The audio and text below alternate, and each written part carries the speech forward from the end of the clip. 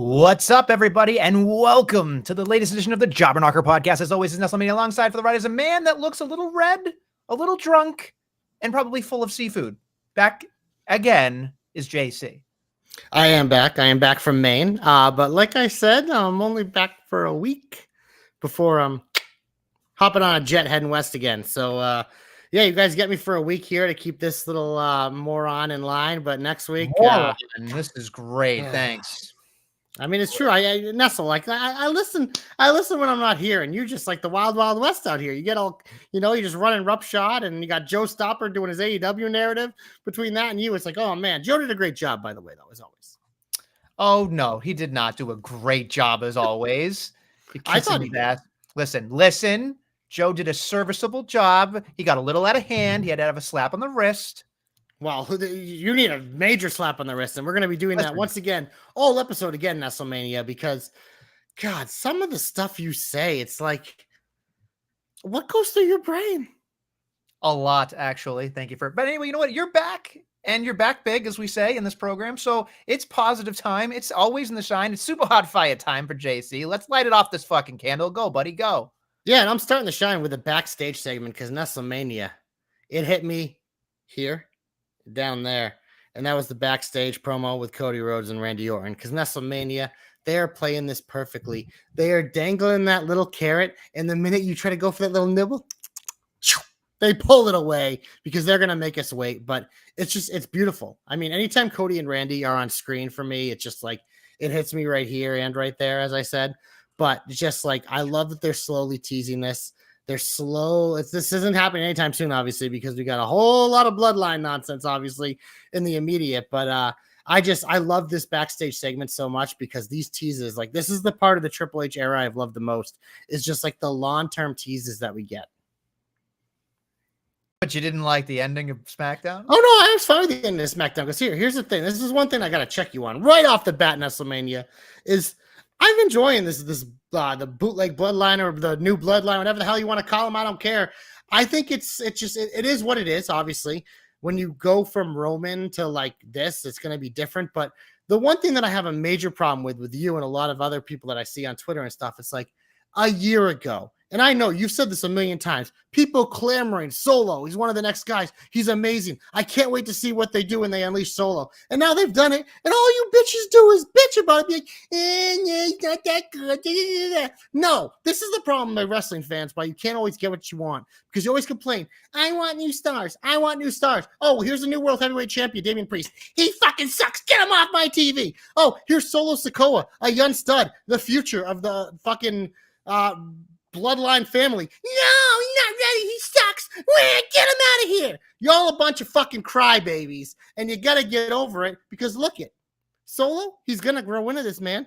You know, the only way guys become top stars is they have to be put there first, and they sink, they swim a little, but eventually the cream, it always rises to the top, baby, and Solo will be there. Okay, what did I say last week that made you so upset? What did I say specifically? Well, no, it's just, it's in general. Like, you guys have me, bloodline sucks, Solo sucks, I'm Nestle, So you don't have a real reason why? So No, I do. It's every week I listen to it, and I put up with it when I'm here because it was a slow thing I even said with the new bloodline, like getting used to it. And I've been impressed with Tama. They haven't really done much with Tongaloa, but obviously Jacob Fatu's gone in here and gave everyone a big fat two in their pants. But it's just like Solo's a stud. He's been a stud. We've been talking about how Solo is a stud, how he's the future of the bloodline, and now they're putting him here, and everyone just wants to bitch about it. I was the one saying give him the title and beat Cody. What is wrong with you? Are you drunk still? No, Nestlemania, because you're saying, he's not obviously gonna beat Cody. You're out of your goddamn mind. He doesn't need to beat Cody. The whole purpose of this is Roman Reigns. Roman Reigns is his end game. Cody Rhodes is just how you get there. I acknowledge the God, Gorillas of Destiny, Jacob, but Solo is mid, says the Joe Stopper. See, and you're the perfect representation of the issue with wrestling fans. We all anointed Solo last year about how he's this great fucking thing, and now they're starting to actually push him, and people have an issue with it. It's fickle. Where's that Daniel Bryan gif? Fickle. Solo's theme just sucks for being a top leader. I mean, I like the song. I think it's pretty cool. I actually don't mind the song either, but it just like I feel like you could throw a dart in WWE right now, and most. Well, yeah, everything sucks. They changed fucking Sheamus's theme. We'll get to that I know. What the fuck? That's like the banger, literally, of all bangers. It's just a shameful thing. Why? Why would you change? Or the other one with Fight Night was fine too. It's odd. It's odd. It's like TKO is trying to squeeze out as many fun things sometimes to just make as much money as they possibly can. They're just like generic music. It's all walkout music. Who cares? Because in the UFC, it doesn't really matter. It's just, you're getting pumped up to see people go. Well, they can use whatever they want. That's right. It's not really a TKO thing. This is more of a contract thing with these former artists that WWE doesn't employ anymore. It just every time they use these other people's songs, they have to pay a shit ton of money. So, all right, what else did you think was positive? I'm going down the list here, and you know what? Yeah, it's finally official, Nestlemania. We're getting LA Knight. We're getting Logan Paul. Obviously, we have to wait for Logan till next week. We'll see how he feels about having that contract. But man, LA Knight is still over like Rover, man. He goes out there, he electrifies the crowd. It's a segment every week on SmackDown. You listen to what he has to say. Yeah. And you know what? This is the match we've wanted, and we're getting it. So it's automatic shine for me, baby. I mean, the match will be good. It'll be probably the first LA Knight match that I remember. I'll be honest. You don't remember the Pitch Black match? Well, that's for different reasons, I guess. I don't remember that at all. I mean, the only thing I remember is that Uncle Howdy jumped off and Ray helped him figure out where to land. That's pretty much all I remember. So that's it. That's a shout out to our boy Ray, even though Ray's kind of a dink. So it is what it is. I got a lot of heat for Ray. So we'll deal with that later. Oh boy. It's fine. Maybe not on this program. We'll see. We'll see how hot I got. So listen, LA Knight, we know is going to make a big deal, big splash. He's probably going to win that United States Championship because I think he's going to be a dad soon. Logan Paul will probably be a dad soon. He needs to take some time off, bond with the baby as usual. So I think not a bad idea to drop it in your hometown. I think that's pretty cool. So we'll see. Logan Paul's the guy, so it makes sense. But Nestlemania, I think, should we keep rolling here on SmackDown? We're going to jump over to Raw because I want to bring this up. I mentioned his name earlier, and I saw you tweeting about the promo, so I saw you were intrigued as well. But the Damian Priest babyface thing is full speed ahead. I mean, it was kind of interesting because obviously we get teases here and there, but mostly he still seems to be doing the heel thing. But his entrance this week, he got a big pop. He got a babyface pop. And then literally in that promo, they made him, if it wasn't clear before, it's very clear now. He is a babyface, and Gunther is the asshole. Listen, it is bizarre to me. By the way, huge Wang alert. He's back. Just wanted to make sure we got a huge Wang in there. Hanging around, swinging around as he is. So as he's dick swinging. So the other thing I was thinking about to me was just, this is something that has always been instilled in me in terms of like people, right? Like how you introduce somebody, what people are comfortable with. Everybody you talk to that's ever become a professional wrestler, aspires to be a professional wrestler, always wants to be a heel, right? It's easier to be a heel. But I'm fascinated with the idea that Damian Priest is kind of a shitty heel, but actually a pretty good babyface. Like, that's hard to do in general. In Gunther's promo, or at least his work, and then what, obviously happened after the fact, made Damian Priest way more connected to the audience after the promo. And our boy Coach, sent out a tweet to us earlier, and I think this is something I want to expound upon here, which if you'll indulge me for a second, JC. We were talking about how Gunther maybe not be, the best in the promo department. you know? And, this promo on Monday led to rest that Gunther is actually very good at promos and blah, blah, blah, blah, blah. Now, do I love the streets versus the privileged silver spoon thing? Absolutely. Is it low-hanging fruit? Absolutely. But it fucking works. And they did a great job with it. I think Gunther's a very good antagonist.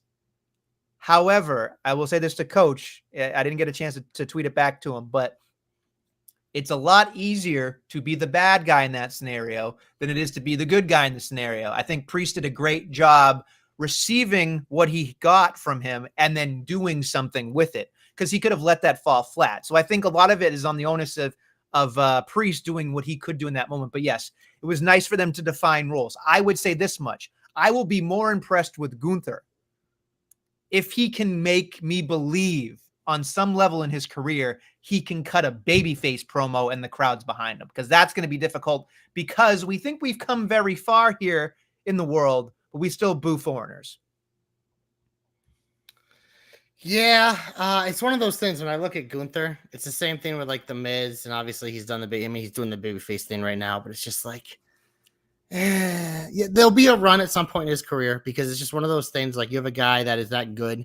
The fans do appreciate him. Hell, my boy Baron Corbin, one of my favorite heels ever. He's a great babyface right now. More on him later. That's what we call a tease. But yeah, I don't know. This, to me, I like this because it's like, I feel like we've been doing the Priest thing on and off forever. It's like, finally, we're just making a decision. We're going with it. I think the timing makes sense because Rhea's back and she's clearly the babyface, and they're pushing her in that direction. It seems like Rhea and Priest, they kind of want to keep together, whereas like Finn in the Judgment Day are probably going to break away and remain heels. And that's probably like what the future holds here a little bit, with Liv and Dom and all that stuff, like interconnected in its own way. But I do think that was clearly what they were waiting for with Priest, was the return of Rhea. And they're going to position these two as like their big baby faces on Raw. But it just, to me, it's like, I'm curious how they book this match. Obviously, we feel like it's a foregone conclusion Gunther will win. I'm curious if it will be like, maybe there'll be a turn during the match, whether it's Finn out there and cost him or something, or if Gunther just beats him clean. So there is some intrigue here, but I did like this promo because, like you said, it established who we were rooting for and who we aren't rooting for, the specific roles that this match needed, because on paper, we're kind of looking at it like heel versus heel. How are we going to make this work? Well, it's not. It's babyface heel. So I was very happy with this segment. I think the problem with this entire thing is, you can say there's, some unfortunate things that have happened during Priest's reign. I'm sure if Danny Grimwood was here, he just sucks. He just sucks, which I understand. Danny, it's all right. Everything's going to be okay, buddy. But I will say this much. The one thing that really fucking bothered me was, like, I think so many people focus on the bad things that if he had been a babyface the entire time, I think people would think differently about him. That's just me. Yeah, and it's one of those things, like, it felt like this was something that was going to happen like 6 months ago, and they just never did it. And I think it kind of did him a disservice, but I also think maybe it didn't at the same time, because he's had more time to grow as a champion. And like you said, it's easier to be a heel, especially as a champion. So I think maybe starting him that way, it made it easier. I know a lot of people aren't happy with his reign, like, whatever. I'm not going to defend and say it's the greatest thing ever, but it's just like, I think it was an easier way to break him in. And it is just kind of funny now when he loses the title, it's probably going to be as a babyface, but I think his character, at least now, is better positioned.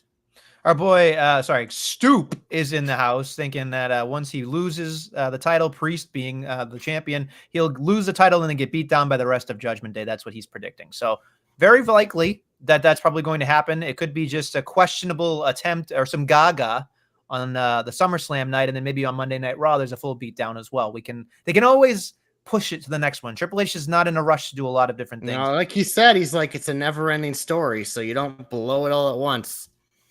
What does his Joe Stopper say? The problem is that, like Corbin, Priest works better with smaller guys. I agree with that.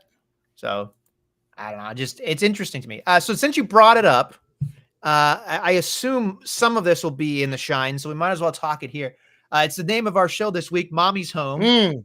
She's a big star. Clearly, she starts off the show, a little RR on her cheek there, not Dom and Rhea, foreshadowing a couple of things there. She threw the, if you look when she threw the black roses at Dom and Priest was laughing in the background, she gave him back the llama too. That was in the clubhouse. That was his. Mm-hmm. So this is just, we're literally cleaning house here. It is, but I mean, Here's something I wanted to state for anybody that wants to be a wrestler or just in general. If you're in NXT, if you're in WWE, if you're in anywhere, at least WWE at this point, I can't speak for anything else. Just go up to the people in creative and say, I volunteer to be in a romantic angle. You will get 45 segments. It's unfucking believable how many segments this thing had. I don't have sells, baby.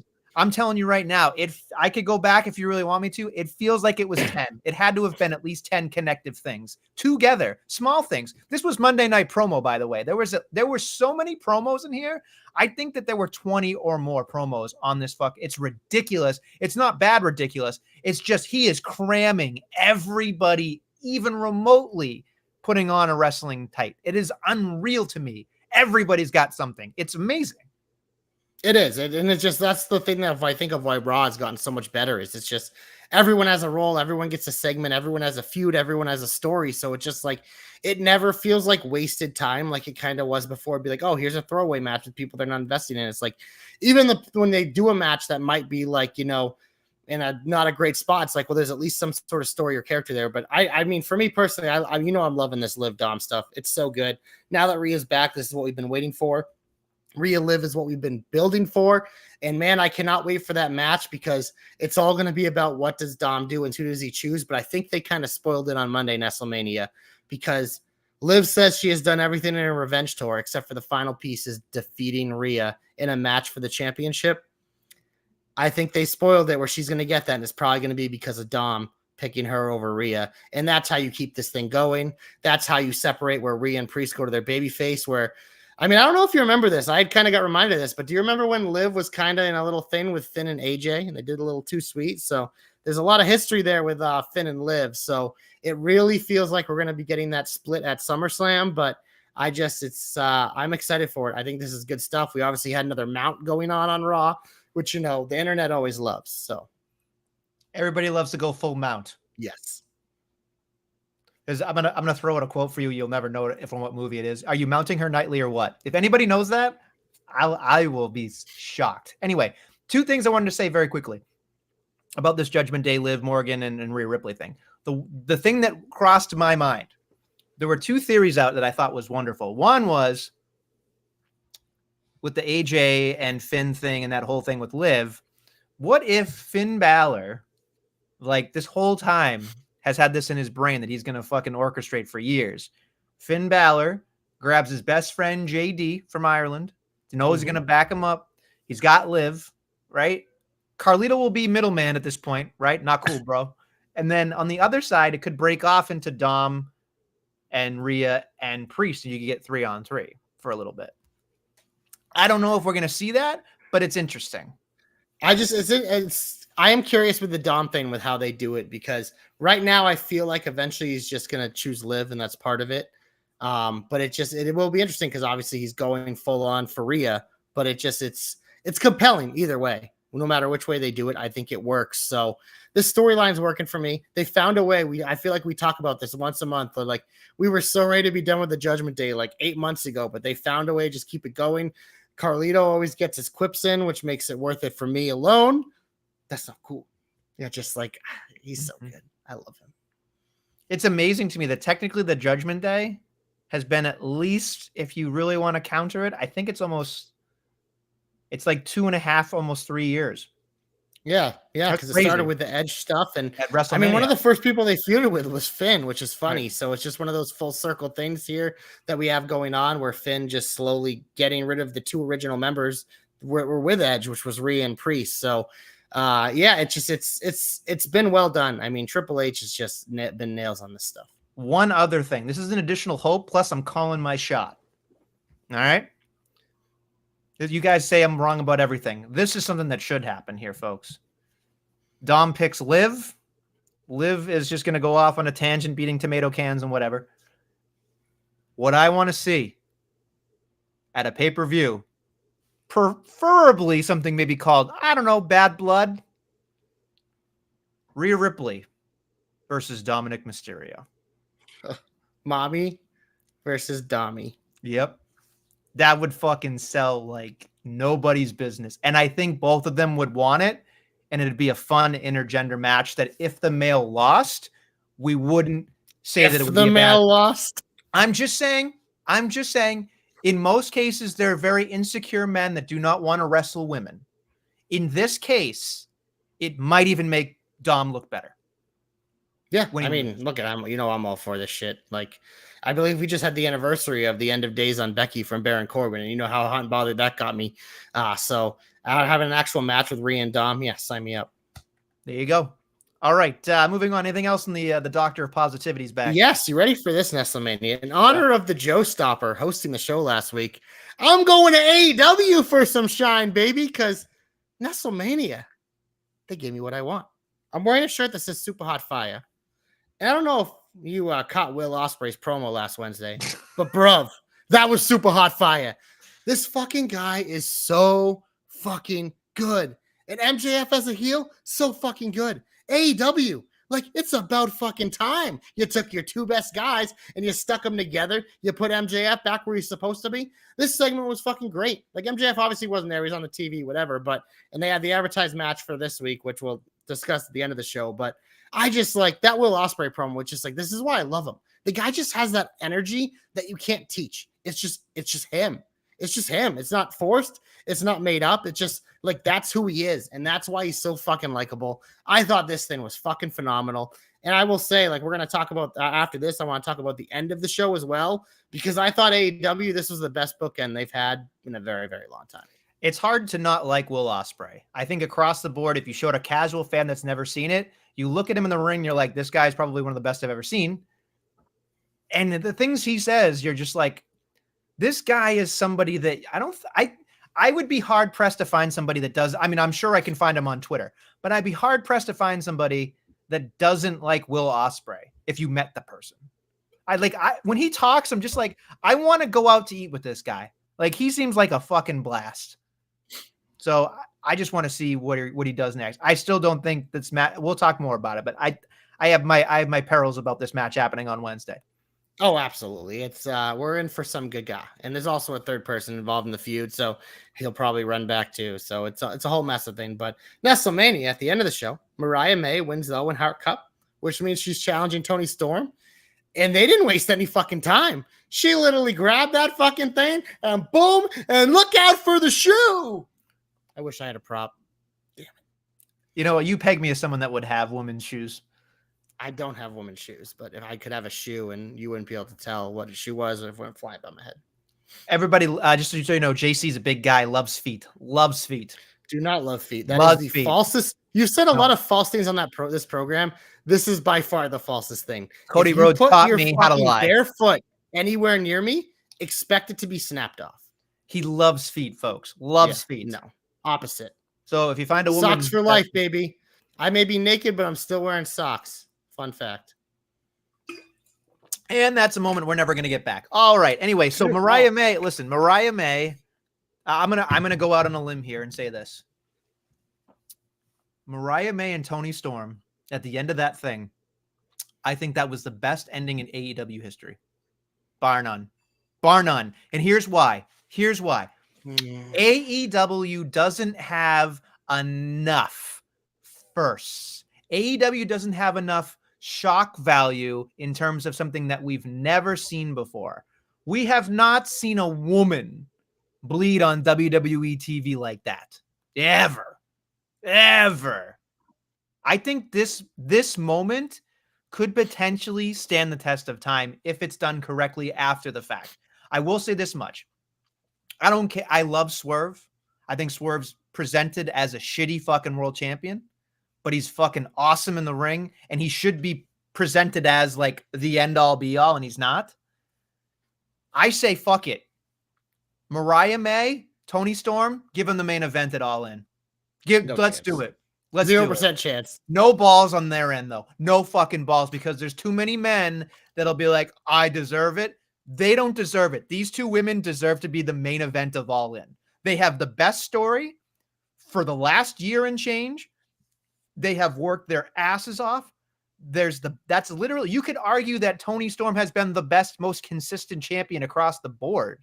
She's the best character. She can carry this thing all the way. The entrances would be fucking just dramatic and just amazing, and you know the end result's going to be good. That's it. The So, story's been amazing, but yeah. I wouldn't call her the best champion because she mostly, as you would say, she's beaten a lot of cans and hasn't had a lot of meaningful stuff besides Mariah May, which has been awesome. But yeah, no, this is what we've been building for. This is the story, and like I said, like it caught me off guard how quickly it happened. Obviously, I didn't really watch it till yesterday, like the full segment, but I had seen the clips on my vacation on Twitter or TikTok or whatever.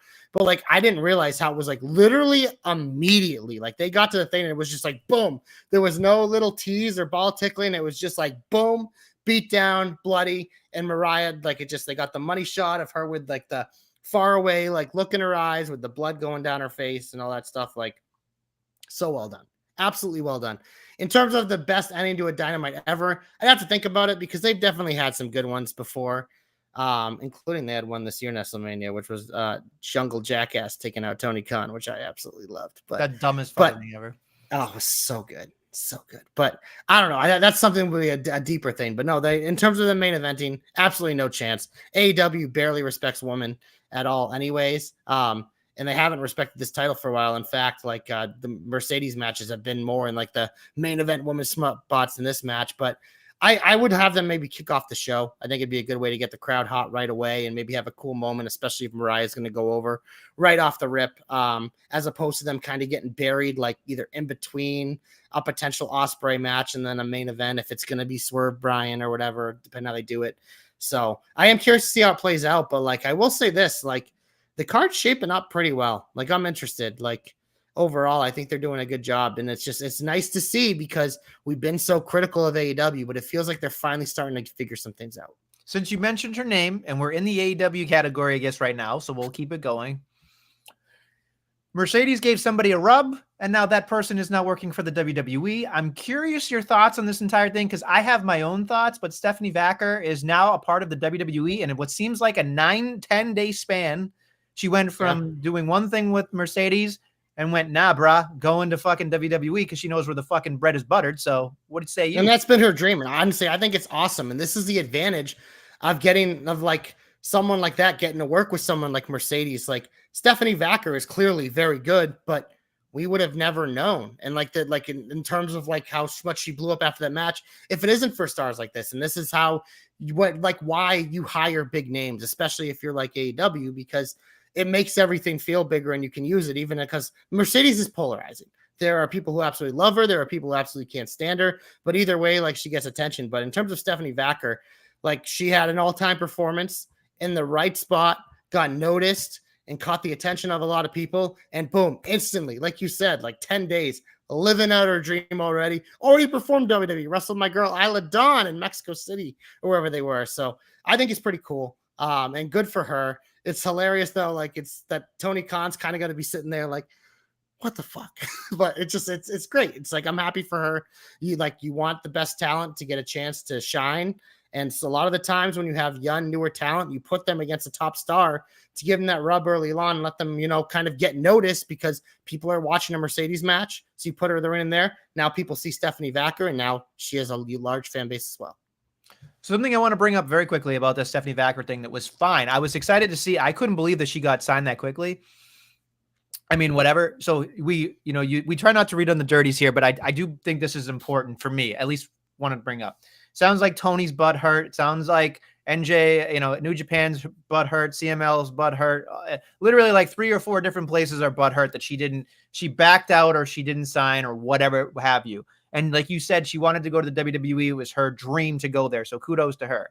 I will say, in my opinion, I think it's a bad move the way she handled her business, because here's what I'm thinking. I hope for her sake that she is an all-timer for WWE. But if she gets cut at any point, she has fucked herself royally in terms of where she can go for her value going forward if she doesn't make a success in WWE. And I hope to Christ it works out for her. But if AEW is going to say, no, fuck you all, remember this, because Tony's very spiteful, it seems. And we know that Mexico is very spiteful. New Japan might bring him back, but it feels like the way that they handle people, they may bring her back, they may not. I don't know. But I feel like the only way she'd be able to surface would be in TNA. And that's it. Otherwise, she's got nowhere else to go. So it's got to work for her.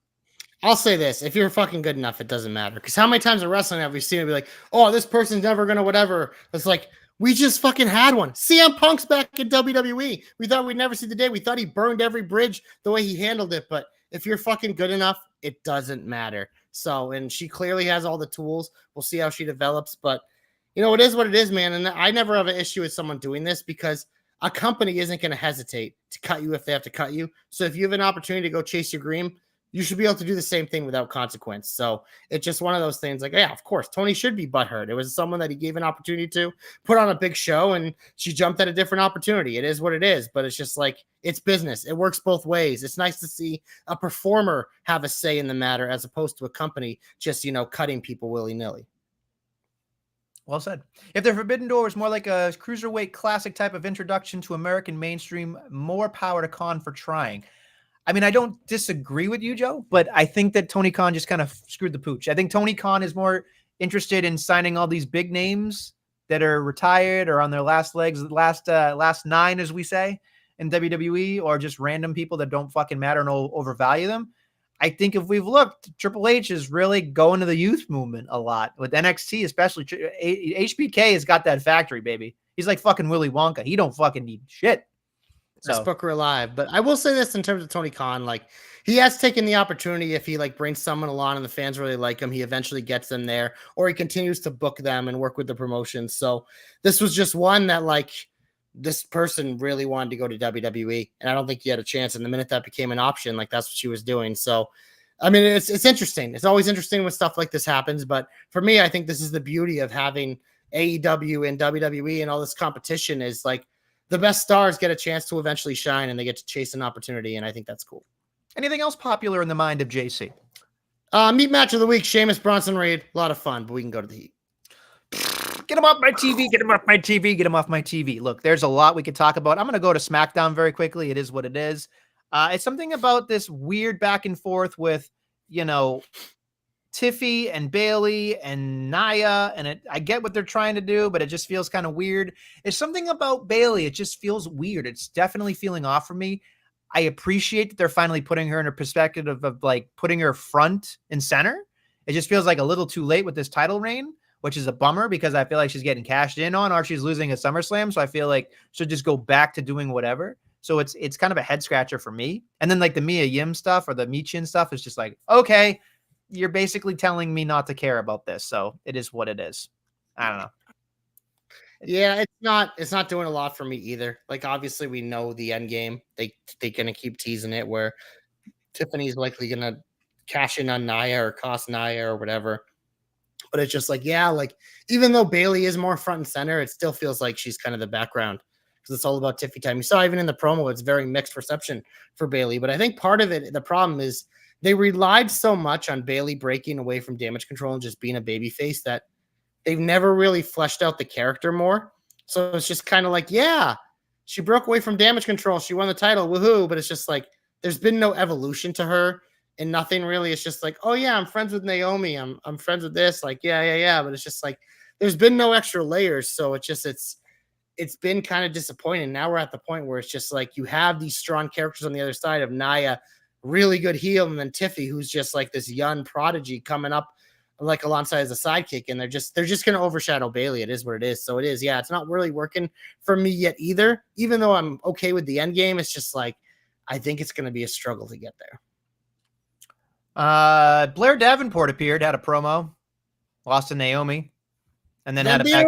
Got her shit back. Well, I was like, first off, it makes Naomi look like a fucking idiot because who shakes with the left hand, and I was like, here comes the fucking elbow. And then, of course, she waited and then did it after, which I thought was nice. But I was just like, what a fucking buffoon. Like, it made everybody look bad. There's something about Blair Davenport that makes me feel like when I watch her, someone just walked by and hit her with a pancake full of fucking makeup. It's unfucking real. I don't know.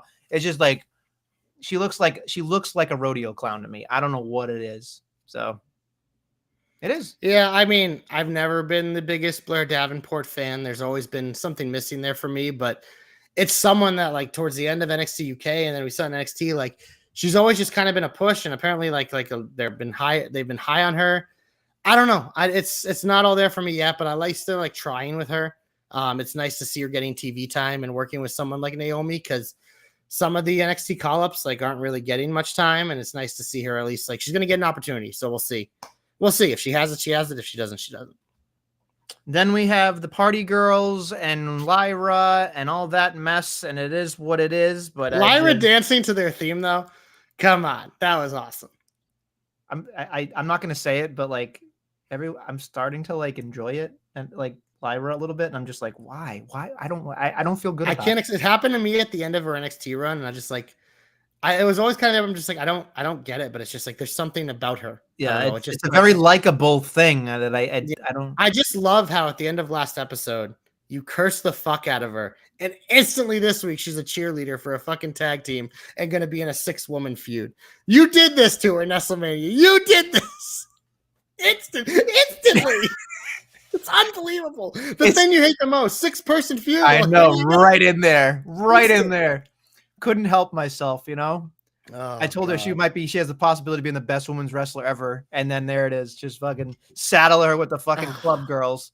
I was so scared because I'm very high on her. Like it was one of those things. Like I remember her vignettes in NXT like 2 years ago, and I'm like, the fuck is this gimmick? Like, is they trying to? I thought she was like a Viking at first. They're showing like these things, like she has wings on, and I just didn't get it. But then it's just like you start to see someone a little more. You're like, okay, she's really good in the ring. But then it was just like, obviously, then her championship run I thought was pretty good. So there's something about her. It works. But yeah, no, right now she's just kind of in purgatory because she's not going to be near that title for a while. So at least she's getting TV time. But yeah, it's going to be a little bit of a build here. What can I say? Didn't take long. I honestly, Joe Hendry is the positive. I might be the negative of the battery. Like it is just like. It is what it is. I'm going to start dressing up like Papa Shango. I might as well. Because honestly, just shave my fucking head. So that way Joe Blackcracker can't fucking make fun of my hair anymore. Then fucking wear face paint. Someone will say I'll look better anyway and fucking have a voodoo fucking shrinking head. It'll be great. It'll be great television. Great content. Something else that I thought to me didn't live up to my expectations. And fuck you, Ray, for saying we weren't going to fucking have this. But Braun Breaker fucking breaking up. So it's not a fucking match. The main event, which they fucking sandbagged us the whole time. Sammy versus Dragunov, which again was a very good match, very exciting. And then, of course, Braun Breaker does what Braun Breaker does. He eats, baby, and he barks. So that is what it is. So fuck you, Ray. I was right. Secondly, there's something about Dragunov when he was in that promo with Sami Zayn. Sammy did a great job, comparing him to himself and the whole thing. But then there's that second part where it was just like, I was watching Dragunov's response and I was like, I am watching somebody overact, like pop me kettle. But I was watching him going, Jesus Christ, just wrangle it in just a little bit. You look like you're like the Mask, like, he's too much. He's a fantastic wrestler, fantastic talent. I fucking love watching him wrestle. But these backstage things that he's in, boy, does he need someone coaching him. He needs to get that part just back in. Like the intensity is great, but man, just turn it down a notch. It's hard. It's fucking hard. Do you think we're getting a triple threat here at SummerSlam?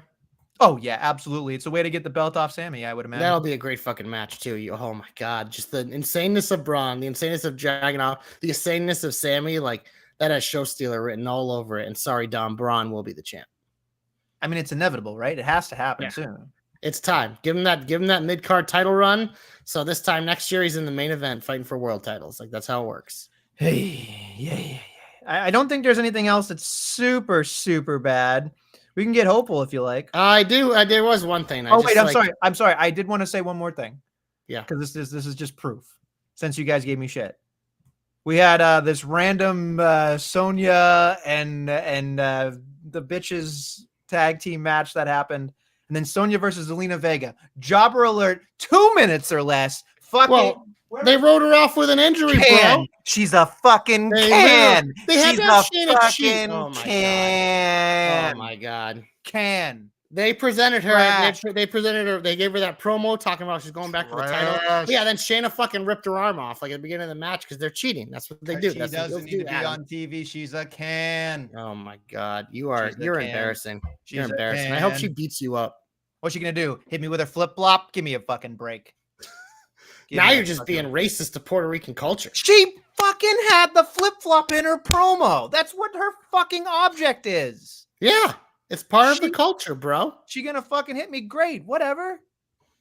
She'd kick the shit out of you, and I'd enjoy it. I'd pay to see that. But my last bit of heat that I want to talk about is we're just like A-Town Down Under. It's just like, okay, yeah, whatever. We're going to give you your rematch immediately. You're going to lose. And then Jacob Fatu is going to murder all of you. And then blah, blah, blah. DIY's the champs. But I guess Grayson Waller isn't going to be on SummerSlam. So I don't know. It's just this felt rushed to me. Like it just like immediately like moving on. So, and now it feels like, are we doing Bloodline DIY already at SummerSlam? Like we're getting right into that because Solo's talking about how they want to bring the tag titles and the world title and all that back. Like, are we doing that right away? Is this going to be like a fucking 3-week reign for DIY? Yep. That's what it feels like. Because they can let Gargano do all them. This is the one thing when I was listening to you that I was thinking, because like I agree, it's always cool to have the hometown person win in their hometown. But I feel like a lot of the times you almost want them to come as champions because Gargano's going to be doing all the media the week of with that title on TV, being from Cleveland. So that's why I was curious with the Awesome Truth, but that clearly like it was kind of good they moved on from that because Finn and JD are a better fit. But it feels like, yeah, they're going to do the whole dog and pony show leading in, and then they're just going to fucking get killed by the Bloodline. There we go. I mean, transitional champs. Joe Pollock says, I need Jacob Fatu versus Logan Paul. I don't think Logan Paul's ready for Jacob Fatu yet, man. No, not now. I'm telling you right now. I said it before. I will say it again. When Jacob Fatu finally gets to cut a promo, folks, and he says his fucking famous line, I'm going to walk you like a dog, or you're trying to walk me like a dog. Like the way he hits that, you're going to be like, I'm going to piss myself. This guy's fucking scary as fuck. Like he already is scary as fuck. He gets that face. He's like, Rah!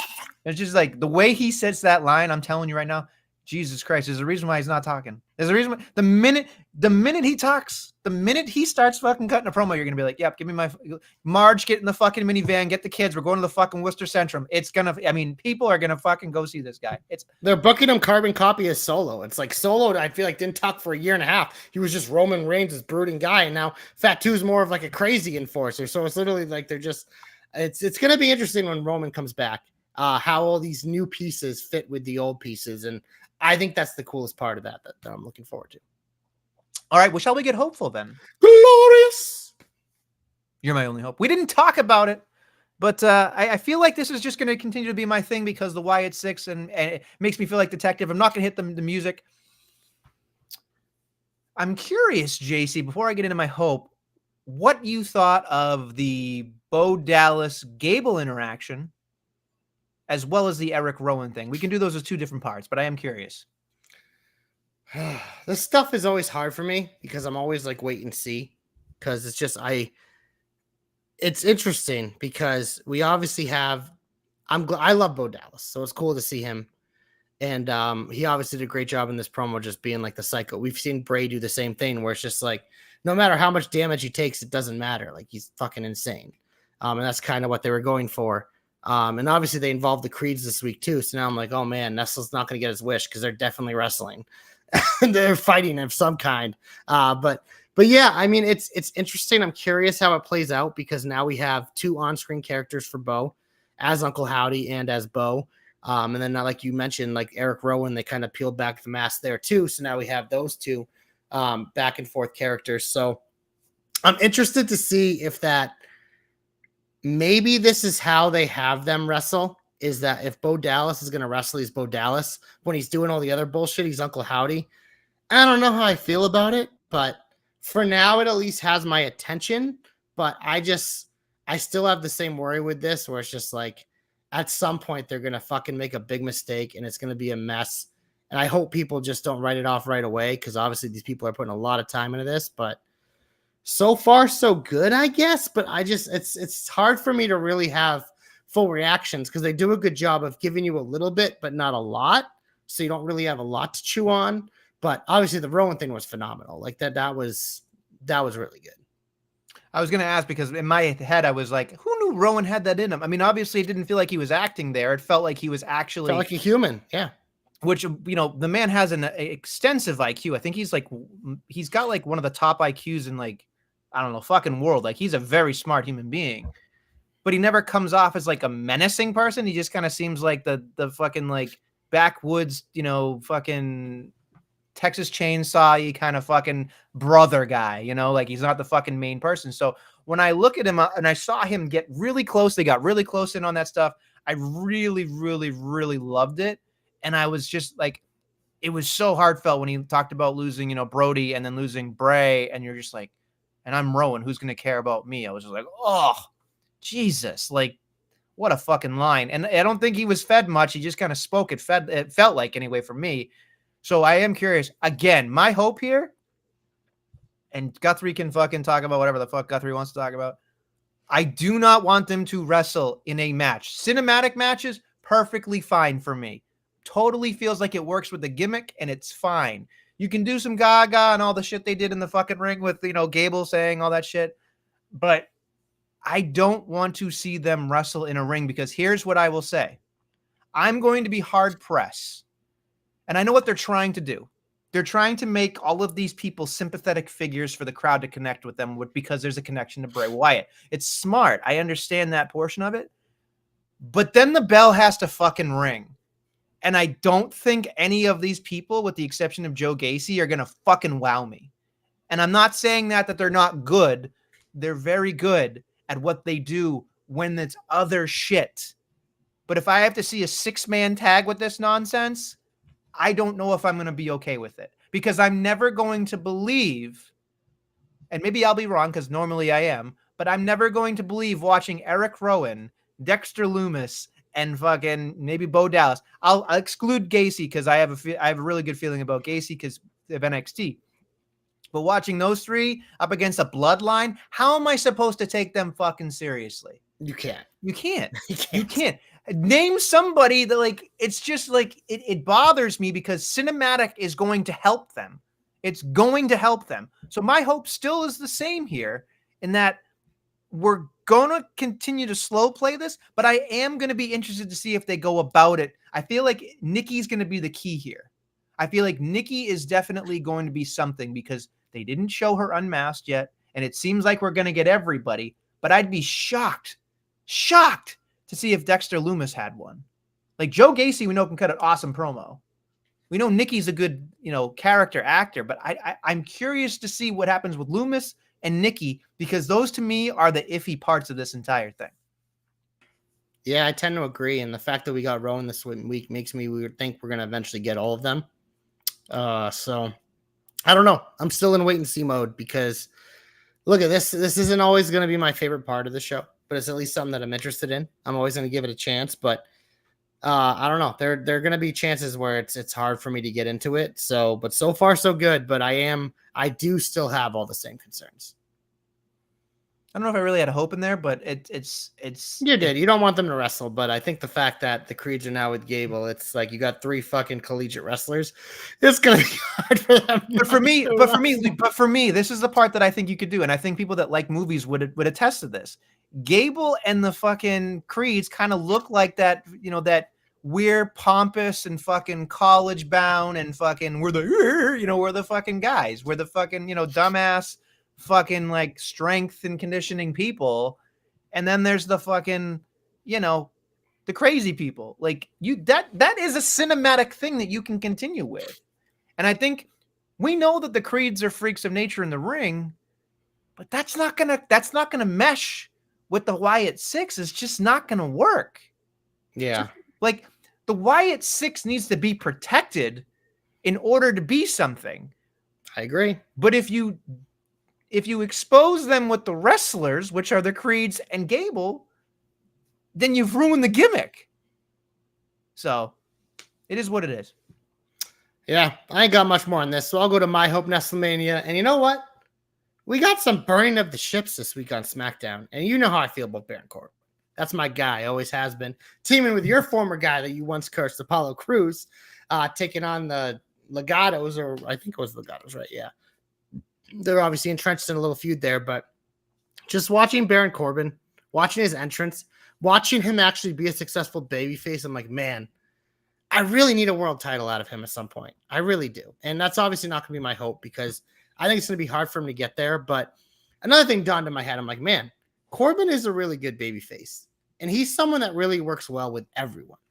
And I mean everyone. But there's one match now that he's a babyface that kind of has my attention. I want Baron Corbin versus Logan Paul feud at some point.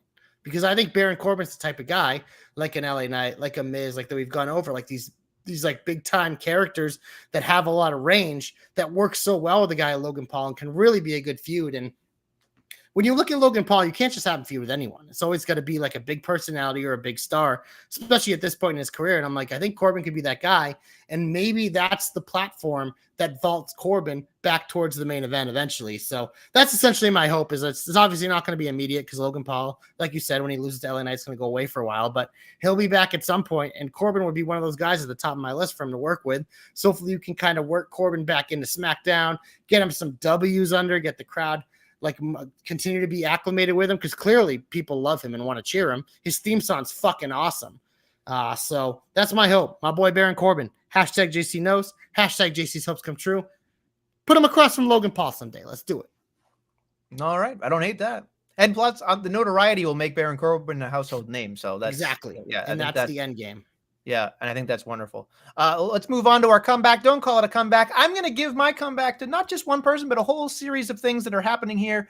I will give it to Pete Dunne specifically, but I was loving the idea of the fact that Pete Dunne turned on Sheamus because Triple H is doing a great job making fucking lemons out of lemonade sometimes.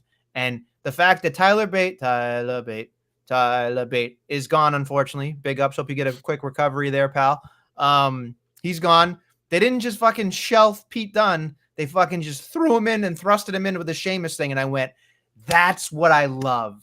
I fucking love the callbacks like I talked about last week. But now Pete Dunne is an amazing brutality kind of person. I think him versus Sheamus can be a nice CDF feud in terms of the Monday Night Raw stuff. And I think it's good because Pete Dunne's always been fucking a menace, right? Like he's been good. But then you can interject the Ridge stuff if you have to. You can call back so many different things here. You can have them brawl for a while. They don't have to have these fucking great wrestling matches, even though both of them can. But I am just interested in to see where this goes for Pete Dunne. I would hope that Sheamus has enough in himself because I feel like Sheamus has done everything. He's pretty much bulletproof at this point. Let Pete Dunne beat him. You know what I mean? Pete Dunne needs it more than Sheamus at this point in his career.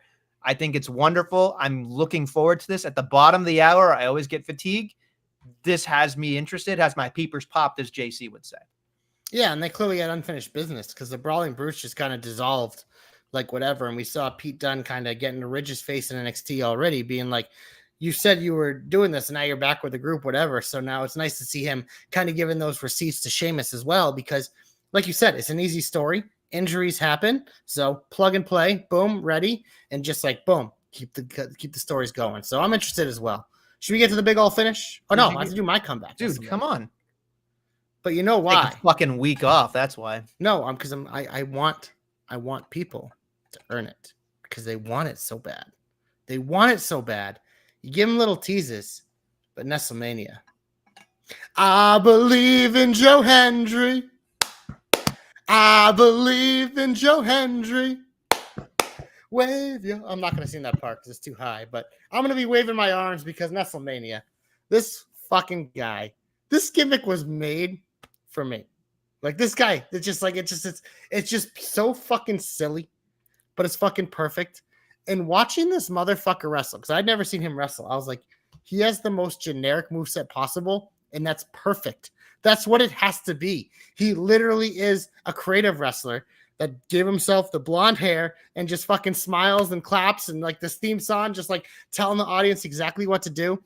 It is literally like if you made a manual of like how to be a character, how to get the crowd involved.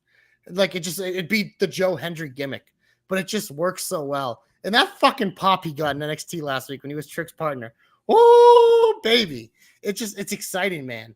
And it's cool to see. My only worry is I'm curious how they make this work because obviously this guy is so over and he is now potentially in the world title picture on NXT. So I'm curious to see how they book all this, but right now I'm just enjoying it. This guy is fucking great. And I believe Nestlemania. And I know you do too. I've believed in him in a very long time. I clicked his fucking. I tried to click him to the top of the charts there. So I do believe. One thing I will say very quickly though is I can foresee a world where he becomes a TNA champion and he goes up against Ethan Page for a fucking Worlds Collide kind of thing. I really do think that could be potentially what's happening here. Because we know Ethan. Here's the thing: Ethan Page can carry a match for anybody. He can wrestle a fucking broom. Not saying Trick can't. I'm just saying Trick's got a lot of holes in his game still in terms of the wrestling. He's got the fucking character, charisma, or all that shit. Fucking nobody better than him in terms of that. But if you want to have Joe Hendry's kind of generic looking moveset, you want somebody a little bit more dynamic in terms of who can carry the match. So Ethan Page versus Joe Hendry would be very interesting for me. So I'm interested in that. I feel like we might get that sooner rather than later too, because obviously I feel like Trick's going to get the title back from Ethan eventually, but having a guy like Hendry intermixed and Sean Spears is still floating around. You got Flippy Dippy Boy still, Javon Evans, like kind of still involved. It's just like, and even Oro Mensa, like they have a lot of moving things so they can kind of delay, like keep delaying Trick's rematch or whatever. Like maybe they do Ethan and Trick at whatever what is it? Great American Bash, the one weekend of SummerSlam, but I think there's a world where the main event could be of that pay-per-view, Ethan Page versus Joe Hendry. Yeah, I mean, I don't know. He's in the title match at Slammiversary too. Yes, you're right. You're right there, Dommy boy. He's in the title match at Slammiversary. I would love to see facing Moose. Mr. Fucking Charisma Vacuum. Yeah. I will say this, Nestlemania, if he beats Moose, that opens up Moose to challenge Oba Femi in a unit match. Oh, meat. Oh, so much meat.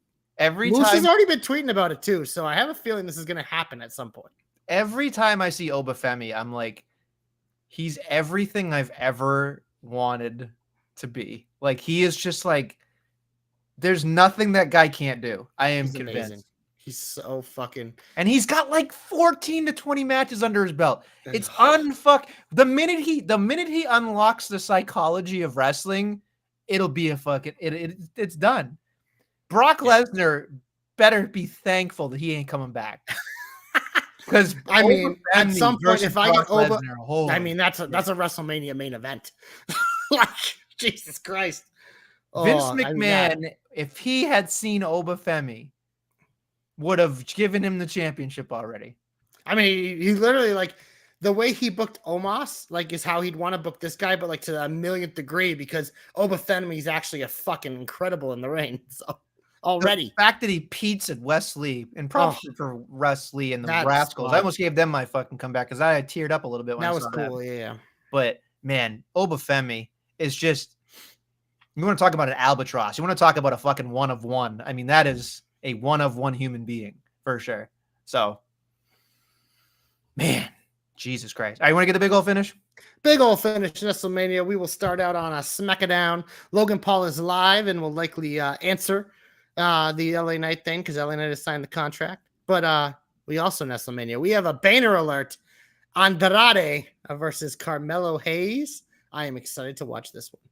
I actually didn't mind the promo. We didn't talk about it in the Shine here. I thought it was a really good use of his English, Andrade's English and Spanish, which I thought was nice. And of course, Carmelo coming in and you know disrespecting him because that seems to be his gimmick. I'm the number one draft pick, yada yada yada, which I get.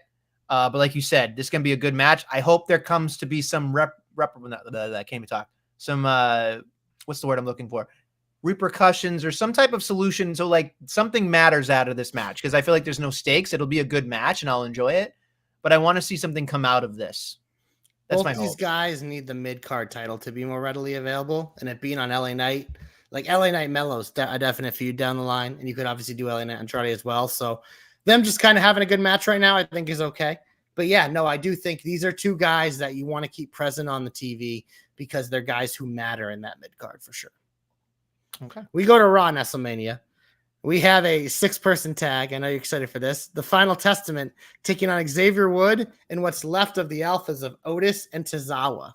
This feels like a squash. This not only a squash, the three of these guys are cans for fucking Final Testament. You ready for that? I can't believe I'm saying this, but they're cans. Fucking cans. Well, I mean, AOP is like the greatest tag team in the world, so. Yeah, sure. Okay. Yeah. If there ever was a team that deserved a pink slip, just saying. Hey, You don't if want you just talked about fiery notice, I'm gonna fire you from this podcast Mhm. because that is fucking egregious. Is what it is. Tozawa's amazing, but I'm not gonna go nuts about him. Okay. Also on Raw, CM Punk returns, so we'll see what's going on there. We didn't really talk about the McIntyre Rollins little love triangle we have going on here. So I do have a theory, and I'm probably not alone in thinking this, but it feels like my guess, if I'm shooting in the dark here, which I normally am, is CM Punk might not be cleared in time. So that's why Seth Rollins is hovering in this for now, just in case as a backup, is what I feel like I'm watching. How do you feel? Yeah, and I feel like, I mean, it could be one of those things where maybe you do a triple threat if he's not fully ready, because then the other two can kind of wrestle. Or it feels like, I mean, I don't, it doesn't feel like Seth Rollins would be a referee for this match, but who knows? It feels like storyline wise, they're going to make it involve somehow. But yeah, no, I think your theory definitely has legs, because we know as of now, CM Punk isn't cleared to be in ring. He's obviously been taking some bumps here and there, so he's close, but I don't know. It is interesting, and obviously the Rollins Punk stuff is history, and Rollins and Drew have obviously fought about 1,000 times. There's a lot of history there, so I'm curious to see what this ends up being at the end of the day. Well, Adam Pearce did say something along the lines of like, it's gonna be special, Drew McIntyre versus CM Punk. So in my head, I'm like, putting it as a triple threat is like, go fuck yourself to the fans if they do that. Which I understand your logic of like protecting Punk, which whatever. But like my thought is, I'd rather them both off of it and have him fucking do a pull apart or some crazy brawl at SummerSlam that was interjected, that wasn't advertised, instead of some fucking stupid shit with the triple threat. Because Seth Rollins to me is just like, Seth Rollins came back to fucking put over Priest or have that fucking, just that shameful fucking, that match. And then it's just like, what are we doing here? What are we fucking doing? Like, Seth Rollins could have just waited till after the fucking summer. Yeah, I don't know. There'll be some sort of gimmick match here. I am curious what it is. But Nestlemania, we also have Lyra does get a singles match this week against Sonya. Can't wait for Lyra to lose this one for no reason. Well, it'll probably be fucking the same thing that happened to Zelina. Shayna will fucking grab her arm, or Zoe will fucking kick her in the head, and Team Guthrie will fucking stand tall. Because you know what I was thinking? I was like, Natty just re-signed. She's linked to all these women. So there's your 4-woman faction. Throw in Natalya. Yeah. And not a damage control. Not a fucking ounce of charisma between the 4 of them. Yikes. Is what it is. I mean, Sonya has charisma. I like Sonya, but I should we talk some AEW? Sure. What the hell? Joe went to sleep. MJF versus Will Ospreay is booked as a match on Dynamite. Whoa. Okay, hold on real quick. Schmoss? Yeah, so I agree with Birdsky real quick. We're not talking about that. She just re-signed. She's going to be back on your TV. Sorry. I feel like Birdsky would just like kick her out of bed. Maybe he just, I don't know. He seems like that kind of guy. I mean, if you don't like cats, it's hard to be around Natalya. She's got a lot of pussy. Yeah. Anyway, what a segue.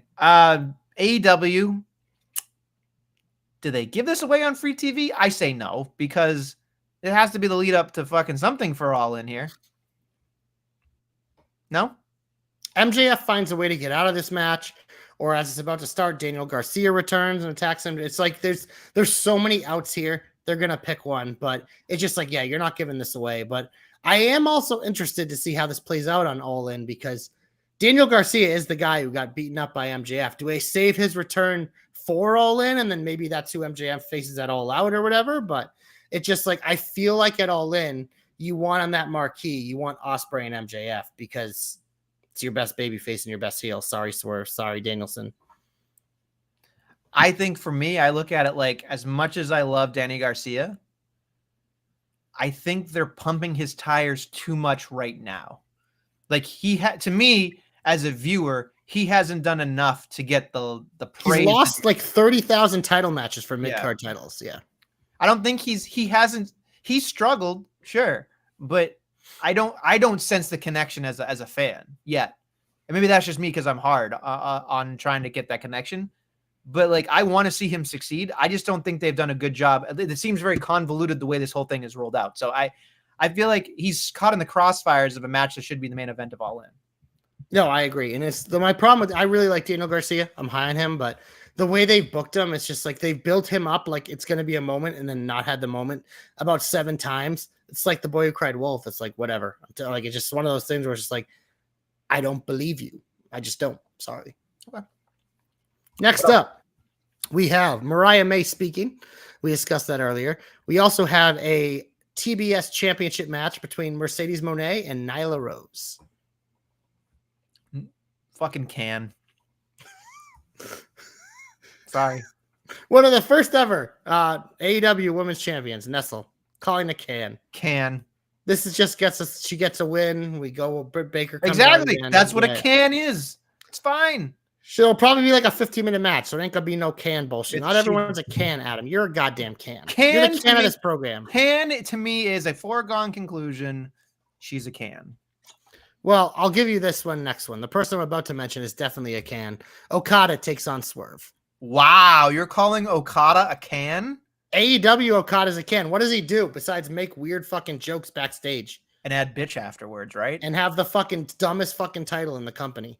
It's true. The Continental title might as well be a fantasy football championship. That title sucks. It should be thrown in the trash.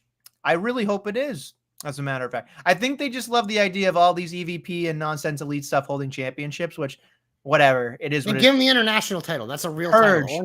Purge all of them. Purge all of the titles. Get rid of all of them. Dumb. By the way, the fact that they took the 6-person or 6-man tag titles away with Juice being right there bothers the fuck out of me, because like I don't understand why you couldn't just let them have it and defend it in the honor and then just have the patriarch win. Like, I don't understand that. I don't get it. Yeah, that was weird. I was kind of like half paying attention to that segment and I was really confused what was happening. I don't know. And here's the thing. Here's my fucking Dom's saying he'll be on Ring of Honor. Here's the thing, Dom. I love you. Nobody watches Ring of Honor. And if they did watch Ring of Honor when it was owned by somebody else who did a good job with it, this version of Ring of Honor is the complete dog shit product of all. Like, you can't find it. I'm not going to pay for it. It's not worth my fucking time. And it's irrelevant. Just buy the tape library and move on. That's all you got to do. I didn't even know Ring of Honor's still going. I know they finally stopped defending the titles on TV, which is nice. They're on like fucking Honor Club, which nobody fucking wrestles on Ring of Honor. Like who? Well, Mark Briscoe, but he's busy doing shit on the fucking. He's on AEW every week, fucking having matches. I don't know. It's just nonsense. Absolute nonsense. If you're going to Ring of Honor, that's not good for you, because that means you're not good enough to be on the fucking 5 hours of TV AEW has every week. They have to stick you on their fucking show that isn't even on TV. That's not a good thing. My question is, what is the difference between Ring of Honor, Collision, and Rampage? Rampage and Collision are fucking on cable TV. Right. But I'm just saying, with the name AEW on them. Ring of Honor isn't. Ring of Honor is the new AEW Dark. You can't fucking find it. Right. It's trash. And there's a television championship for the men and the women. How? It's not on television. That's what I'm saying. Garcia will not. Is that who Don was talking about for Ring of Honor? I was confused. That was a He won't be on fucking Ring of Honor. No fucking way. No fucking way. They will not put him on that fucking garbage fucking show. No chance. Ring of Honor is where you go to die. Yeah, exactly. I agree. Unfucking real. It's either you're not ready, which is fine, developmental, or you fucking go there to die. One or the other. You're not good enough to be on there 5 hours of weekly TV. That's a lot of TV. That's what WWE does on the main roster, 5 hours. AEW has that as well. Like, that's a lot of TV time. What else you got for the Dynamito? That's it. That's it? Well, there's some segment of a dude that I don't talk about, so I'm not going to talk about it. Okay. Yeah. You know what I love is that there's been launch segments of that nonsense the last couple of weeks. It saved me a lot of times because I don't have to watch it. I feel like Swerve is lost in this entire thing. The win over Ospreay was huge, but it's just like, and I know they want to do Danielson because this is his last hurrah, and they feel like it's a big thing for Swerve, but AEW Danielson, I'm going to say it, he's a fucking jobber to the stars. What has he ever won? Nothing. He's a nobody in AEW. He just loses matches. This is the first time he ever won anything, was this Owen Cup. Besides that, Bryan Danielson has done nothing but lose, and he feels like a jag in AEW. So now it's just like, oh yeah, this is Swerve's next challenger. I'm like, oh, the guy that never wins. Great. He just came off facing Will Ospreay, the hottest guy in the industry. If Swerve mattered enough as world champion, it'd be Swerve MJF at all then. But it's going to be Ospreay, MJF, or Garcia, some combination of that, because they're not treating Swerve like he's the top guy, which is a shame because I really like Swerve. Well said. Well fucking It's said. true. I hate to say it, but I knew Danielson was going to win. But if Hangman won, I feel like it would have meant more for Swerve, because I feel like that's a bigger name than Bryan Danielson in AEW is Hangman Page, because he actually wins shit. I like what Hangman's doing personally, so I'm no, okay. It's great. And I love, that was the part I love for Blood and Guts. Swerve says he's the captain of AEW. Immediately, Hangman, I'm on the team for the Elite. I'm like, perfect. Makes sense. What would you be upset if Hangman cost Swerve the title and Danielson wins? I have a weird feeling that Danielson might win because they can just check the box. And then when is his actual retirement? I don't know. It's somewhere in the calendar year. It's just the January show, right? Yeah, probably something like that. Yeah, so it's just like I could see them having a mini world title run here, but it's just like I think it'd be such a waste. Just keep it on Swerve. At least like I like watching Swerve. Danielson as champion at this point does nothing for me because AEW Danielson he's a jag. He's a great wrestler. They have a lot of those. Okay. No collision, no Rampage update, and we're good. I don't fucking know. Do they even book matches on that? I don't know. I'm just asking. I haven't watched Rampage in about 4 months. Collision I flipped through, but I haven't watched it in probably like a month because I haven't really been around. So that just gets deleted off the DVR. So, okay. Yeah. All right. Anything else you want to get the fuck out of here? Let's get the fuck out of here, Adam, and I'll see you in a few weeks. All right, Joshua. Hope you fucking enjoy. Who the fuck is Joshua? You dick. Anyway, on that note, me. My name is JC, and I hope you all have a great week. And I will see you in 2 weeks. And good luck next week when you have a good guest host and shitty Nestlemania. Until next time, I believe in Joe Hendry. See ya.